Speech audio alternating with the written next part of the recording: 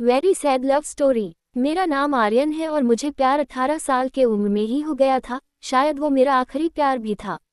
ये कहानी तब की है जब मैं क्लास 12 में था। मुझे शुरुआत में प्यार के बारे में न कुछ पता था न नहीं हमें उसमें इंटरेस्ट था। मेरे सभी दोस्तों के पास गर्लफ्रेंड थी और उसमें से कुछ दोस्त मेरा मजाक भी उड़ाते थे, लेकिन मैं उनके बातों को इग्नोर कर दिया करता था क्योंकि मुझे ये सभी चीज़ें टाइम पास लगती थी।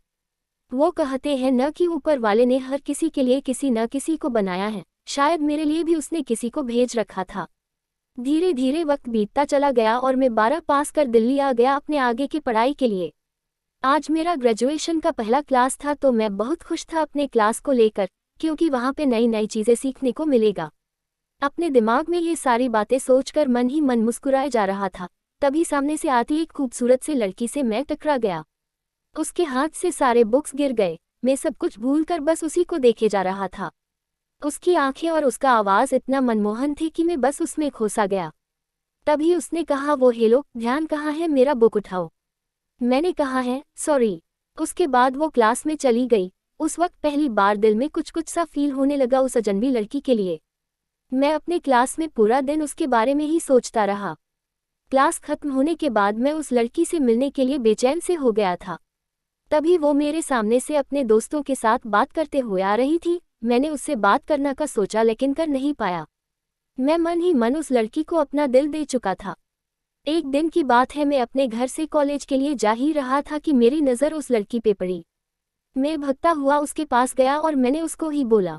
फिर कुछ देर हम दोनों में बातें हुई और हम दोनों अपने क्लास में चले आए। धीरे धीरे हम दोनों की दोस्ती प्यार में बदल गया। जब हम दोनों कॉलेज से घर जा रहे थे, बीच रास्ते में तेज बारिश होने लगा। सामने कोई घर था नहीं तो हम दोनों एक घने पेड़ के नीचे चले गए। धीरे धीरे बारिश और तेज हो गई। इससे बचने के लिए वो मेरे पास आ गई। हम दोनों एक दूसरे को बेहद करीब खड़े थे, सांसें गर्म हो गई थी। मैं उसको किस करने वाला ही था कि वो सहम गई और वो वहां से दूर चली गई। हम दोनों के रिलेशनशिप के 2 साल हो चुके थे। मैंने उससे पूछा क्यों ना हम लोग अगले साल शादी कर ले। वो बोली, मैं अपने घर पे तुम्हारे बारे में बताऊंगी। लड़का खुशी खुशी अपने घर चला जाता है। उधर लड़की के बातों को सुनकर उसे कहते हैं कि तुम उस लड़के से दूर रहेगी। लड़की कहती है मैं उसके बिना नहीं रह सकती।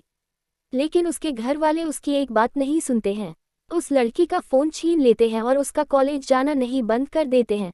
लड़का उसका फ़ोन ट्राई करता लेकिन फ़ोन स्विच ऑफ आता। 2 दिन बीत जाने के बाद लड़का घबरा गया और उसके घर चला गया। लड़की की मम्मी से पूछने पे वो कहती है कि वो अपने नानी की घर चली गई हैं। सच तो ये था कि वो लड़की अभी भी घर पे ही थी। लड़का रोता हुआ घर चला जाता है। पूरा दिन उसके बारे में सोचते रहते हैं।